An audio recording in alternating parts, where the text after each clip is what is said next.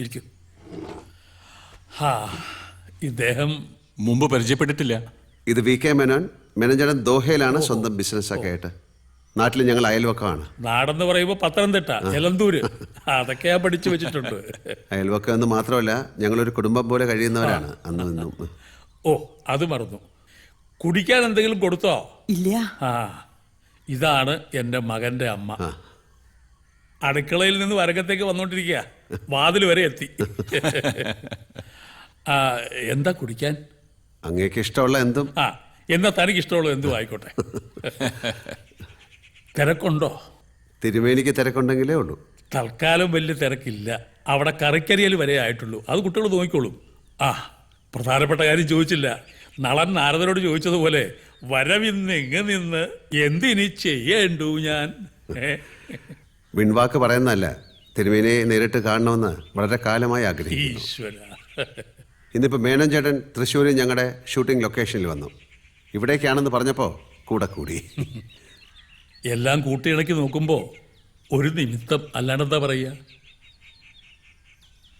എന്നെ കൊണ്ട് എന്തെങ്കിലും ഉപകാരം പറ്റൂന്ന് വെച്ചാൽ, എൻ്റെ മോളുടെ വിവാഹമാണ്. ഓ, അതിന് സ്വാദുള്ള ആഹാരം വെച്ചു കൊടുത്ത് തിരുമേനി അവളെ അനുഗ്രഹിക്കണം. ഓ, സന്തോഷം. എപ്പോഴാ? അതെ, ആ ബുക്കൊന്ന് എടുത്തേ. മോന്റെ കമ്പ്യൂട്ടറെല്ലാം അടിച്ചു വെച്ചിട്ടുണ്ട്. പക്ഷെ അത് തുറക്കണേ, ആവും വരണം. എനിക്ക് പഴയ ശീലമാണ്, എല്ലാം എഴുതി വെക്കും. എപ്പോഴാ? ഒക്ടോബർ 15-ന്. ഒക്ടോബർ 15 പറയുമ്പോൾ ചിങ്ങം കന്നി. അപ്പോൾ മുഹൂർത്തം ഉണ്ടാവില്ലല്ലോ. അത് തിരുമേനി, വിവാഹം ഇവിടെ വെച്ചല്ല, അങ്ങ് ദോഹയെ വെച്ചാണ്.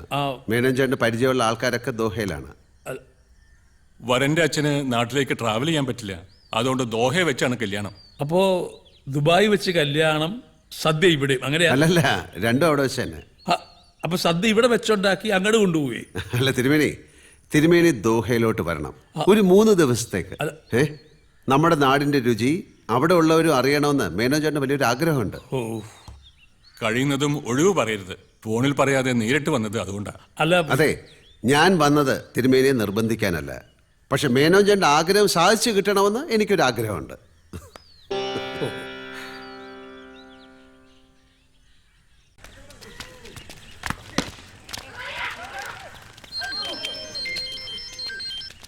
ഹലോ, ആ ആര്?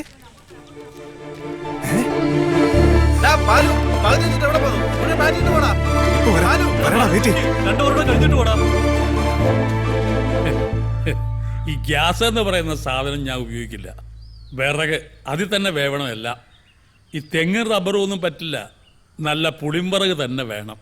പിന്നെ തൊണ്ട, ചിരട്ട, കൊതുമ്പ് അതൊക്കെ ആവാം. ആ, പിന്നെ വെള്ളം, ക്ലോറിൻ ചേർത്ത പൈപ്പ് വെള്ളം പറ്റില്ല. ശുദ്ധമായ കിണറ്റിൻ നീര്, ഇതൊക്കെ കിട്ടുമോ നിങ്ങളുടെ ദുബായിൽ? വെള്ളം ശുദ്ധമാണ്. പിന്നെ വിറകും മറ്റും അവിടെ നിന്ന് സംഘടിപ്പിക്കാവുന്നേ ഉള്ളൂ. പാത്രങ്ങൾ ഈ ചെമ്പ്, വാർപ്പ് അതൊക്കെ തന്നെ വേണം. അല്ലാതെ ഈ അലുമിനിയം പാത്രമൊന്നും പറ്റില്ല. വേണ്ട തിരുമേനി, നാട്ടിൽ എന്തൊക്കെ സൗകര്യങ്ങളുണ്ടോ അതൊക്കെ അവിടെ ഒരുക്കി തരും മേനോൻ ചേട്ടൻ. അതിനുള്ള ആൾക്കാരുണ്ട്, മനസ്സുണ്ട്, സൗകര്യങ്ങളുണ്ട്. പിന്നെന്താ? സമ്മതിച്ചു. പക്ഷേ ഈ ദേഹണ്ഡം പോലെ തന്നെയാണ് വിളമ്പും. അതിലും സ്വാദ് തോന്നണം. കൂട്ടിന് എത്ര ആളെ വേണമെന്ന് പറഞ്ഞാൽ മതി, അതൊക്കെ ഒരുക്കി തരും. കാര്യം കേമായ മതി. ആ, കാര്യം കേമാവുക. രുചിയുള്ള ഭക്ഷണം വൃത്തിയായും വെടുപ്പായും ആസ്വദിച്ച് കഴിക്കുക. രേവതിയല്ലേ നക്ഷത്രം? അതെ. ആ, ആഗ്രഹിക്കുന്നൊക്കെ നേടിയെടുക്കാൻ ഒരു പ്രത്യേക ബിരുദമുണ്ട് ഈ ജാതകക്കാർക്ക്. അതെ, ഈ പ്രഥമനിലെ അട ഇത്ര സ്വാദുള്ളതാക്കുന്ന വിദ്യ തിരുമേനി എനിക്ക് പറഞ്ഞു തരണം. ഓ, പാചകത്തിലും താല്പര്യമുണ്ടെന്ന് എനിക്കറിയാം. പാചകക്കാരനായി തന്നെ അഭിനയിച്ച ഒരു സിനിമയുണ്ടല്ലോ, എന്താ അതിന്റെ പേര്? പവിത്രം. പിന്നെ ചില ആഴ്ചപ്പതിപ്പിലൊക്കെ ചില പാചകക്കുറിപ്പ് ഞാൻ വായിച്ചിട്ടുണ്ട്. കൊള്ളാം, കേമാണ്. ഇതാണ് മകൻ ബാലശങ്കർ. അച്ഛൻ്റെ കൂടെ? ഏയ്, ബിടെക് കഴിഞ്ഞു, MBA പാസ്സായി. ബാംഗ്ലൂരിൽ നിന്ന് ഒരു ജോലിക്കുള്ള വിളി കാത്തിരിക്കുക. പക്ഷെ ഇപ്പോ ഈ സച്ചിൻ ടെണ്ടുൽക്കർ കളി നിർത്തിയല്ലോ, ആ സ്ഥാനത്തേക്ക് കയറിപ്പറ്റാനുള്ള ഒരു അധ്വാനത്തിലാണ്. എന്തിനാ വേറെ ജോലി? അച്ഛൻ്റെ കൈപ്പുണ്യം വാങ്ങിച്ചാൽ പോലെ. അതൊന്നും പറ്റില്ല. ന്യൂ ജനറേഷനാ. കഥകളി, കൂടിയാട്ടം, ശാസ്ത്രീയ സംഗീതം, പാചകം, ഇതിനോടൊന്നും ഒരു താല്പര്യമില്ല. താല്പര്യമില്ലെന്ന് മാത്രമല്ല, ലേശ പുച്ഛമുണ്ടോന്നൊരു സംശയം. ഹേയ്, അങ്ങനൊന്നുമില്ല. ബാലശങ്കർ അച്ഛൻ്റെ കൂടെ ദോഹ വരണം. അവിടെ കൊള്ളാവുന്ന എന്തെങ്കിലും ട്രൈ ചെയ്യാലോ. വരാം സർ, ഒരു ഫോട്ടോ എടുത്തോട്ടെ. ഹേയ്, കുഴപ്പമില്ല. നിന്നോളൂ, ഞാൻ എടുത്തു തരാം. അങ്ങ് കൊടുക്ക. ബോളറാണോ ബാറ്റ്സ്മാനാണോ? രണ്ടും ഉണ്ട്. ബാറ്റിംഗ് ആണ് കൂടുതൽ. സർ, തോളത്തൊന്ന് കൈ ഇടാമോ? പിന്നെന്താ, വാ.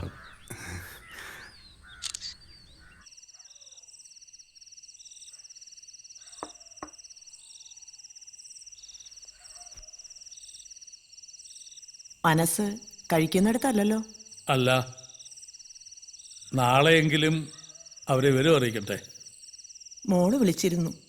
ഇത്രയും വലിയ വലിയ ആളുകൾ വന്ന് വിളിച്ചിട്ടും പോകാതിരിക്കുന്നത് തെറ്റാന്നാ അവള് പറയുന്നത്. ഞാൻ പറയുന്നത് മറ്റൊന്നല്ലല്ലോ. പക്ഷേ മനസ്സിൽ ഓരോരോ ആശങ്കകൾ, അത് ആവശ്യമില്ലാത്തതാണെന്ന് വേണമെങ്കിൽ മറ്റുള്ളവർക്ക് തോന്നാം. പോണോ വേണ്ടയോ എന്നെ അലട്ടുന്നത് അതല്ല. ആ വിവാഹത്തിൻ്റെ മുഹൂർത്തം കേട്ടപ്പോൾ ഒരു നിമിത്ത ശങ്ക. കടൽ കടന്നാൽ പിന്നെ ജാതകവും പൊരുത്തവും ഒന്നും നോക്കണ്ട അത് പറയും. എന്നാലും ഗ്രഹങ്ങൾ ലോകത്തെവിടെയും ഉള്ളതല്ലേ. ഒക്ടോബർ 15 എന്ന് പറയുമ്പോൾ കന്നി 28. അന്നൊരു മാരണം കൂടിയുണ്ട്. രാഹുവും കേതുവും മുഖത്തോട് മുഖം വരികയാണ്. ശനിയുടെ ദൃഷ്ടിയുണ്ട്. വിധിപ്രകാരം വിവാഹത്തിന് മുടക്കം വരും. മുടങ്ങുന്നതും നടക്കുന്നതും നമ്മളൊന്നും ചെയ്തിട്ടല്ലല്ലോ. അതിന്റെ വരും വരായികൾ അവര് നോക്കിക്കോളും. അവിടെ പോയാ നമ്മുടെ കൊച്ചിനൊരു രക്ഷ കിട്ടുമെങ്കിൽ പഠിത്തം കഴിഞ്ഞ് അലയുന്നത് കാണാൻ വയ്യ. ഇതിൻ്റെ ഇടയിൽ അവൻ്റെ ജാതകം ഞാനൊന്ന് മറിച്ച് നോക്കി. വ്യാഴം തുടങ്ങിയല്ലോ. ഒരു ജോലി, ഒരൊറ്റ ജോലി, അല്ലാതെ പല പല ജോലികൾ മാറിക്കയറുന്ന പരിപാടിയില്ല. ആ ജോലിയിൽ അവൻ രാജപദവിയിൽ എത്തുന്ന വിദേശവാസമാ പറയുന്നതും. അമ്മേ, നീ എന്റെ പ്രാർത്ഥന കേട്ടു. മെനക്കേടാണ്. പാസ്പോർട്ട്, അതിനുള്ള പോക്കുവരവ്. ആ സമയമുണ്ട്. ചിങ്ങം കഴിയുമ്പോൾ ഇവിടെ കല്യാണങ്ങളുടെ തിരക്ക് തീരുമല്ലോ. ആ, നീ എന്താ എത്ര വൈകിയേ? ആ, വൈദ്യശാല പോയിരുന്നു. ഇത് അച്ഛൻ്റെ കുഴമ്പ്. 2 എണ്ണം മിക്സ് ചെയ്ത് ഒരു ഭരണിയിലാക്കി വെക്കണം എന്ന് പറഞ്ഞു. ഇത് അമ്മയുടെ കഷായം. അറിയാലോ, 60 മില്ലി ഇളം ചൂട് വെള്ളത്തിൽ 20 മില്ലി കഷായം ചേർത്ത് അതിരാവിലെ വെറും വയറ്റിൽ. മതിടാ, എന്നും കഴിക്കുന്ന എന്നെയാ ഇവനിപ്പോ പഠിപ്പിക്കാൻ വരുന്നത്. ദുബായിൽ നിന്ന് മേനോ സാറ് വിളിച്ചിരുന്നു. രാത്രി തിരിച്ചു വിളിക്കാന്ന് പറഞ്ഞു. അച്ഛൻ എന്തെങ്കിലും ബുദ്ധിമുട്ടുണ്ടെങ്കിൽ നിർബന്ധിക്കണമെന്നും പറഞ്ഞു. അതിന് പോകാൻ തീരുമാനിച്ചല്ലോ. കൊടുക്കായി അമ്മേ. ഈ തീരുമാനത്തിന് പിന്നിലെ സ്ത്രീ ശക്തി അമ്മയാണ്.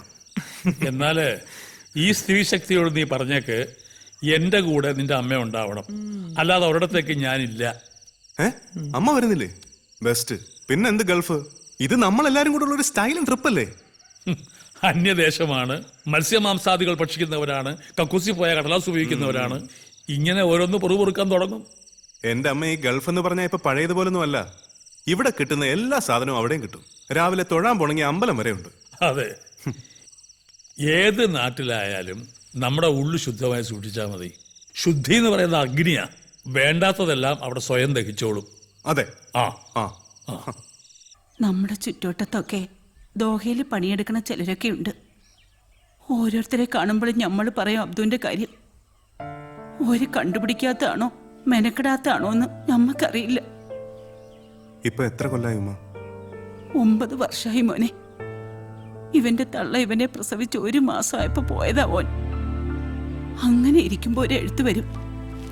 ഇത്രയും കാലമായിട്ട് അവന്റെ കെട്ടിയോളുടെ മൊബൈലിലേക്ക് 5ഓ 6ഓ പ്രാവശ്യം വിളിച്ചിരിക്കണേ. ആരെങ്കിലും ഏർപ്പാടാക്കി തിരുമേനി ഓനെ കണ്ടുപിടിച്ചേരണം. തിരുമേനി പറഞ്ഞ ഓൻ വരും. എനിക്ക് വിശ്വാസ. ഉമ്മാനെ മറന്നോട്ടെ. ഓന്റെ കെട്ടിയോളില്ലേ, ഒരു കുട്ടിയില്ലേ. എനിക്കിപ്പോ വന്ന് വന്ന് ഓളുടെ മുഖത്ത് നോക്കാൻ തന്നെ പേടിയാ. ഈ കവറിൽ ഓന്റെ ഫോട്ടോ ഉണ്ട്. ഞാനും ഓളും മാറി മാറി കുറെ എഴുതിയിട്ടുണ്ട്. അതിന്റെ അടിയിൽ ഇവനും ഏതാണ്ടൊക്കെ വരച്ചു വെച്ചിട്ടുണ്ട്. ഉമ്മ വിഷമിക്കാതിരിക്കുക. നമുക്കവിടെ ആളുകളുണ്ട്. ഇക്കയെ തപ്പിയെടുത്ത് കൊണ്ടുവരാൻ പറ്റുമെന്ന് നോക്കട്ടെ. അടച്ചോനെ, കുറച്ച് സമാധാനം കിട്ടിയ പോലെ. ഇതാ പെട്ടിയിൽ സൂക്ഷിച്ചു നോക്ക്. ബസ് ഇറങ്ങി കുറച്ചു ദൂരം നടന്നു വന്നതല്ലേ, ഇത്തിരി സംഭാരമെങ്കിലും കഴിച്ചിട്ട് പോവാം. ആ, വാ മോനെ.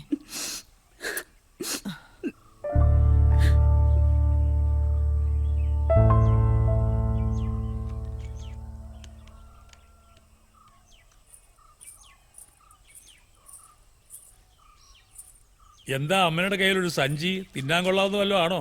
ഇത് കുറച്ച് കടുമാങ്ങയാ. ആ ആളകത്തുണ്ട്. ബാലു, ഏട്ടൻ ഒരു വട്ടം പറയും, അതങ്ങോട്ട് സാധിച്ചു കൊടുത്തേക്കണേ. എന്താ കാര്യം? അത് ഏട്ടൻ പറയും.